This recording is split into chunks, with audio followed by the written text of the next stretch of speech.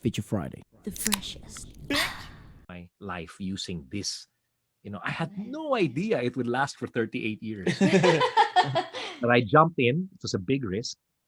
And, I'm a type 1 diabetic. So there's always been, I've always had to be careful. Right. And I'm thankful that even those limitations that I have in my life have served as points of inspiration that I could put into a song. It Yeah, makes it easier for me to express those I those see. songs, those kinds I of see. songs. I was gonna say because physical health limitations are such a um, yeah are such a stop barrier if you think about it, from a performer's point of view.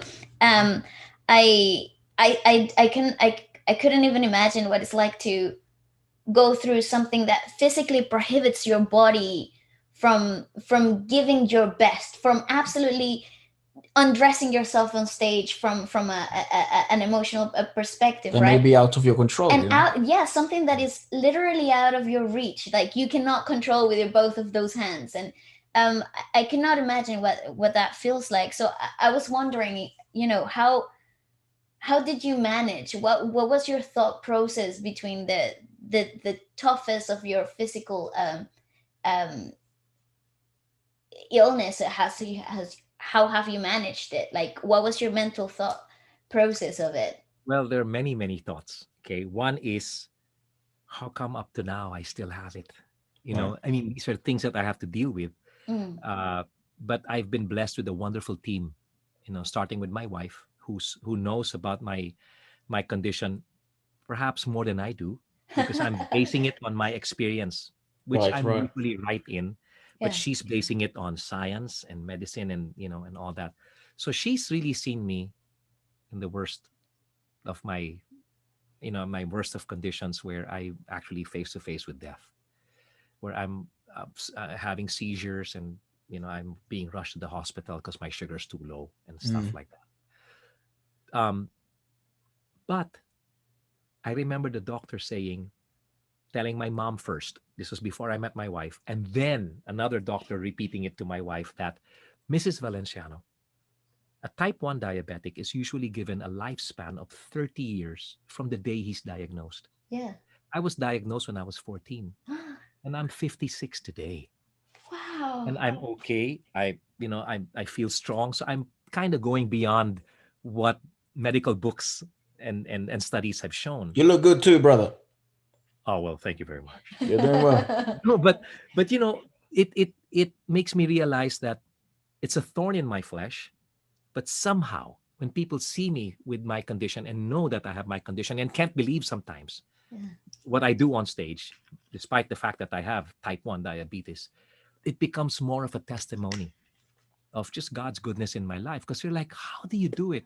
Look, it's not me. I'm just going with what I'm led to do, and He Mm. takes over. Because sometimes I step up on stage and my sugar levels are too high, or sometimes in the middle of the show it drops and I Yeah. forget lyrics of songs that I know by heart. Right, Yeah. right. And I'm just like on stage and I forget lyrics, and I'm like, you guys sing it. Then at the end of it all, I get a bottle of juice, and I'm saying, and Yeah. I tell them, I'm open with people, and I say, hey, I only can take this when my sugar's low, so my sugar's low.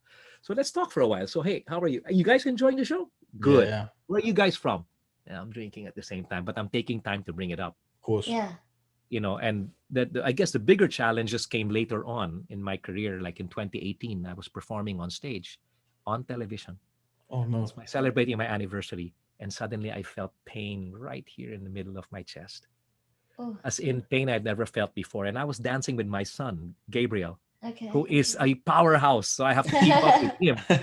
And at the end of the performance, and it's on video, I hugged him and I said, "Son, pray for me because I have chest pains." And you'll see him go like that. So I thanked people and all, and this was live on TV. And after that, I went into my dressing room, and a paramedic came to check me. My blood pressure was extremely high, and several days, actually a week after, I had myself checked, and the doctor said that I had a problem. So he says, you have a block, and it's a 95% block on the left main artery, which is known as the widow maker. I'm going to Oh have to Oh go Jesus. God. in. I cannot put a stent on that, Gary. We have to go in. And I was sedated when he was doing all of those tests. So I said, "Oh, you mean open heart? Sure, go ahead." I had Do it. no idea what the whole process is like. They open you up, they break you open because it's all bone. They break you Yeah. open, they pull the heart out, they stop the heart, they get a vein from the leg, and they create a bypass. And that happened in when was that? I think May 23 or something like that or May 13 of 2018. 2018. And then I'm sorry, May 6th of 2018. And then I was healing and I was fine. Okay. I was good. I was slowly getting back into shape and all. And I started building up fluid on the left side of my lungs. And the doctor said, "Come, let's check and see what that's all about." So they checked it and they said, "You know what you're going through, 30% of bypass patients go through that. But we're not concerned about the left side of your lungs. We're concerned about the right side of your body." And I looked and I said, "Why, what's going on?" And basically, what they discovered was, the doctor looked straight into my eyes and said, "Gary, that's your kidney on the right. And you have cancer of the kidney." Uh, Damn, Gary. I was like, "Oh, what?" "Yeah, you have. You have cancer of the kidney, and we're going to have to go in again." So on May 6th was this. On June 13 was this. Holy My God. So moly. I went in, Dude. the feeling of being there in the same operating room, and I was Yeah. left alone. They were about to put all of these things on me to sedate me, and I was just there, and I really, really spoke to God, and I said, I'm here again. I thought this was enough. Oh, coupled with the fact that I'm a diabetic too, I'm here again. What's going to happen now? And the only thing I heard inside of me was him saying, "Yeah, and I'm here again with you." I'm sorry. Okay? No, I'm sorry. No, no, it's wonderful. Please do not apologize. This is so inspirational. Yeah. Wow. So I went in and I had the operation and I was back in the room and the same nurses, helped me out again. And I said, "Hey, I remember you." And they were looking at me, "You're here again?" And I said, "Yeah." And the doctor said it was pretty big. It was 4 centimeters by 6 centimeters. So it had grown. And he says, "What's good, Gary, is that it didn't go anywhere else. It's Nice. just in your kidney." And then I remember the TV show I'm a part of, the whole cast came to visit me. Of course, there was no social distancing at that time. They came to visit me. They were asking me when I was coming back. And as they were talking to me, I got a message from the doctor saying, "Hey, Gary, I have good news for you. You're totally free of it. It's not found anywhere. You don't need radiation. You don't need all of these things that usually come after treatment like that." And I just looked at them and I said, "Hey, guys, look what I got. I got this message." I was like 15 pounds lighter than I am now. So I looked sick. I looked sickly.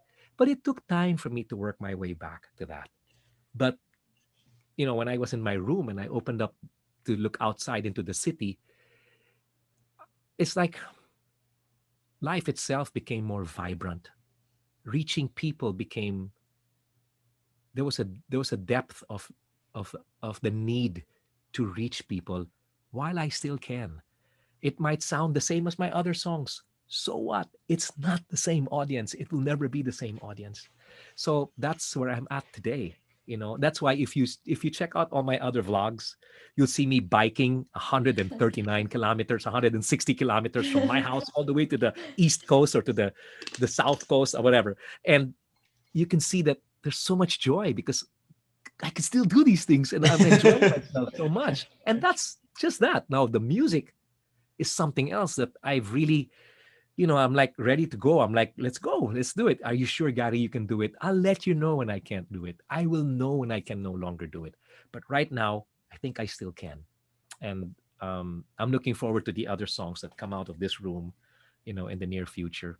And that's why when you look at my music and you hear my songs, it comes from way deep down inside because of so many things that I've had to face and I've had to go through. And I may go through again in the near future, but he'll be there with me again. So I have nothing to worry about, you know.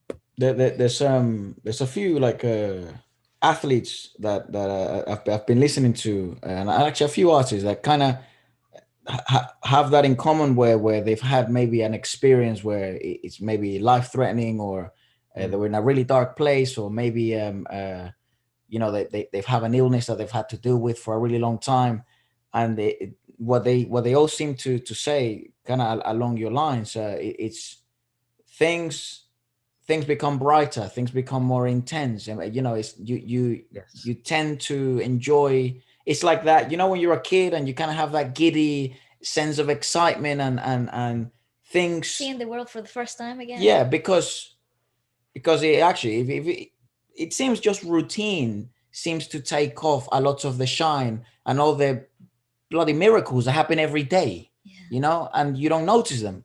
Like, right now we're so lucky, like in the house that we're recording. If you look out the window, it's like this beautiful tree that has like pink flowers, and we see that every day.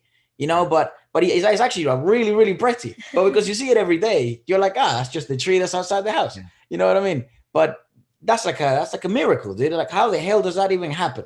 And that the sun shines perfectly, and Yeah. and that and people are happy, and you go outside and you see a little bird, and it's this kind of things. I think routine and just lack of perspective as well sometimes just Yeah. kind of takes away the shine. And Yes. then it seems people that do go through and see death face to face, or Yeah. see God face to face, Yes. right, and speak to him directly, all of these things kind of regain its color and regain its shine. When I look back at my life now, I think that maybe I was meant to go through all of these things for a time such as this, as Mm, now, Right. for me to mm. be able to write music when everybody today is facing death Similar at things, very yes. close range because Yep. of the pandemic. So,